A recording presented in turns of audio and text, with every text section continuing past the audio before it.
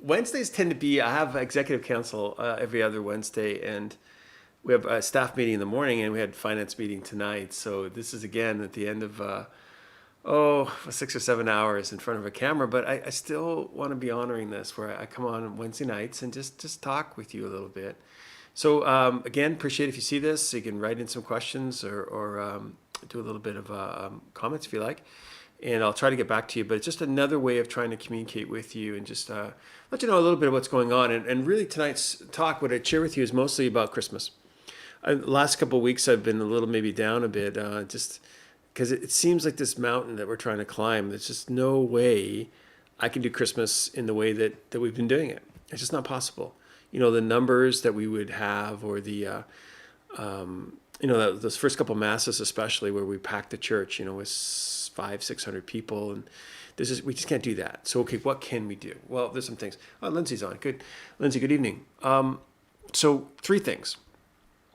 So we wanted to do was pre-record a mass, and not my ideal, I think liturgically, but if we do that, we can do a little bit of editing, a little bit of B-roll, and we can make a product that I think would be very, very nice. So if you had some friends over, if you had new people that it's really more for people who probably wouldn't come anyway, and if they do come, it wouldn't be maybe all the time. So it's not really so much for active parishioners, but we'd have something that we could give you, and we could point people to, and possibly even, give it to local media if they wanted to play it. So it's all good. So that's the idea. So first thing goes out. It's a pre-recorded mass, so that is produced and ready to go. Some nice music, and maybe even can blend that around a little bit. Great. That's 1. 2. Try to do something live that's not necessarily all Christmas Eve. So we're thinking about doing like a winter garden, something like a nativity scene, something in the hall that people could come to, and like if you had children, you could bring them, a couple of days before Christmas, and we can kind of control it a little bit where the weather isn't a factor. Like outdoors could be an issue. So come by, leave a plant, a picture of a loved one that had passed, maybe a small flower, a drawing from one of your children's, like whatever is good for you. Even I was thinking I'd like to bring in the nativity sets. That'd be kind of cool, but I'm just afraid I can control that. So yeah, something in the hall. We'll decorate it up and make it pretty, and then you can come anytime, really, either before or after Christmas, and make that sort of almost like a pilgrimage that you could make. Third thing is we are going to run Christmas masses. You see, the whole thing is Christmas is this sort of we tend to do it all Christmas Eve. Like we have all the Christmas parties leading up to that, which is still Advent, and then we have all the celebrations on Christmas Eve, and they take one day off Christmas, and then we go back to Boxing Day. It's kind of crazy. So let's push that into the octave. Like Christmas starts, midnight mass essentially, but we'll do, we'll have anticipated masses, but they'll be limited, and not that many people will be able to be there. And we'll have Christmas Day masses, but we'll have 2 masses a day that are open to the public right through that whole week. Now, this is one of those weeks where there's Christmas Eve, Christmas, and then you're into kind of Saturday, which is also part of Sunday, which is then 3 days, and then you do it again for New Year's, and you do it again on the weekend, right? So it's a lot of masses anyway. So let's just 2 a day that you can come to. Pick one anytime in that octave, and that's your Christmas Mass. I'd appreciate if you maybe, just for numbers wise, we'll see what the numbers are like, but we try to give people a chance. Like what's one of those masses, like either 10 o'clock in the morning, 7 o'clock in the evening, through the octave that you could get to. Now, there will be a few for Christmas Eve. We'll try to do that. But again, we can only take about 60, 70 people. So we know those are going to be limited. And we don't even know if that's even possible. We'll see what happens between now and then. The numbers aren't looking great. So those 3 things.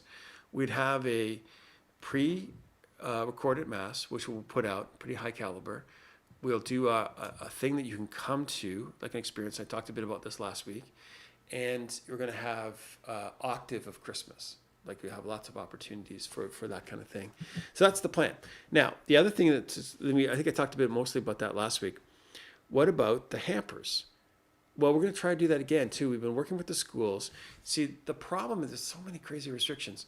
They're already looking at making some changes from last year, that maybe that was about the maximum we could do, and even dialing back just a little bit. But you see, you can't collect food the same way you used to, and you can't get into the schools the way we used to as well, at least not for this year. So what we're thinking of doing is something closer to the angel tree, if you remember that, where a family or maybe a group of families would get together and they would choose one of, we thought of 8 families per 4 schools that we're connected to. That's a bit of a formula to that. And you would select one, and it would give you the basic information, how big the family is, how many kids they have. And then there's a little bit of it's kind of Christmas dinner, is kind of the idea. And there's a list of things that they could buy. And you would go and do that. Like I was thinking something like the senior choir, great example. They're always so keen. So the senior choir takes this on, and as a group, they take one of these maybe larger families, and they put it all together. And they any gifts, or even possibly doing vouchers instead. I know it's not the same, but it's just with the restrictions that we have, like a money order or something like that, or gift cards, and the basic foods for a meal, and you put it all together, and then you deliver it. And of course, we'll help coordinate all that. And that's how it would function. It's just a little more streamlined. We almost have a 2-tier kind of system that we have in the past. Now, again, to be super clear, we're not doing this because I looked at last year and said, oh, we got to change this. It really isn't that at all. It's just there's been a little change in leadership, and there's also then been just the reality of the restrictions that we're under. You're going to hear this all the time. It's not going to be quite like last year. It just can't. Or the last, say, 10 years or 15 years, like some of our traditions. What can we do? What can we do? And that's really where we've landed on this, that there are opportunities and there's possibilities. And so let's try to use this kind of as a chance to maybe streamline a bit, simplify a little bit, and still celebrate Christmas in a good and worthy way. So there's some talk of having caroling and maybe some outreach stuff to the wider community, and that's all great stuff. But that will come, I think, in time. If we build a little bit on the simpler ideas of what we're doing. Now, there's a theme, actually, I'm sort of starting to develop in my head.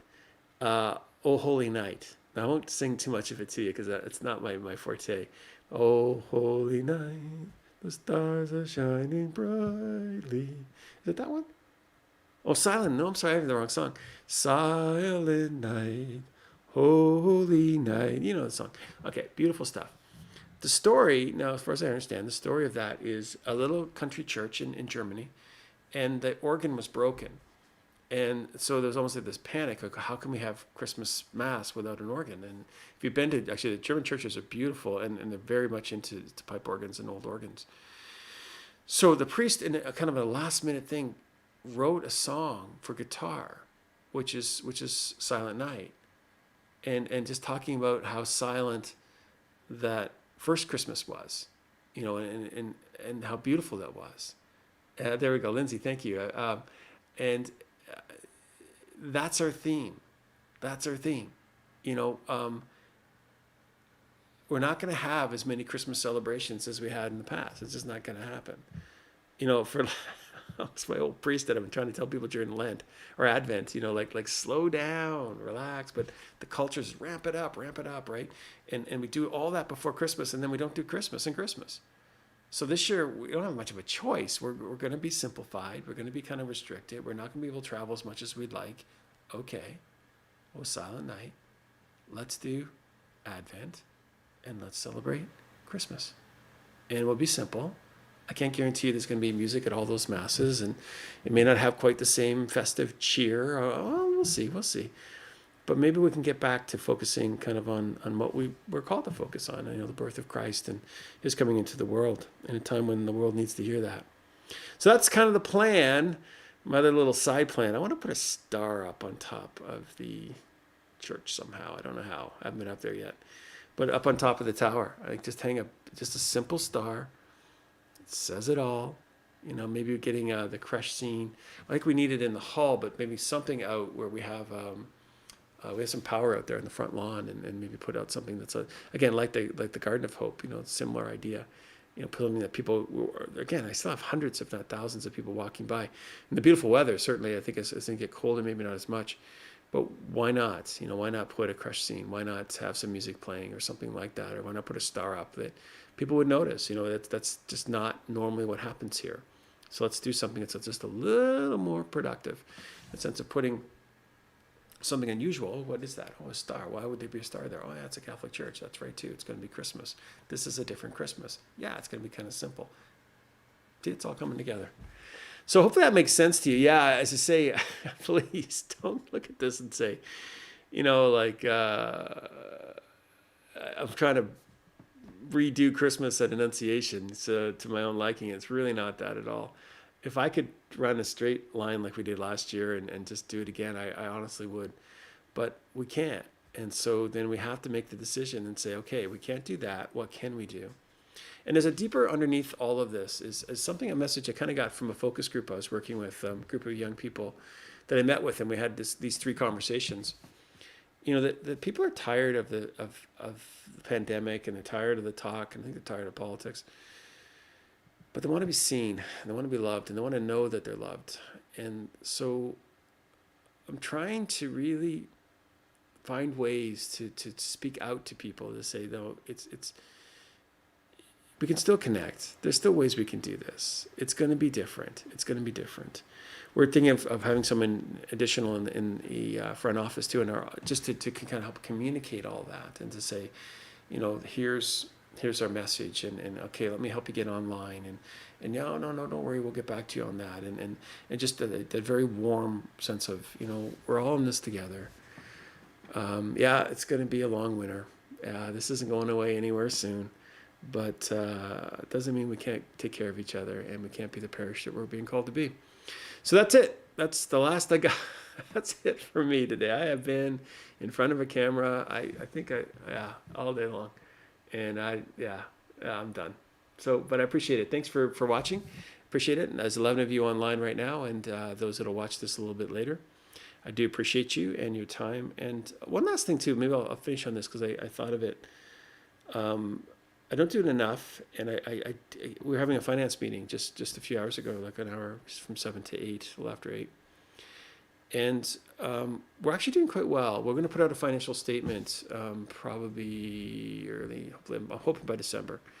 And it'll be just a simple statement, but we're actually doing, and again, now I'm not saying we got all the money we need, but we're doing good.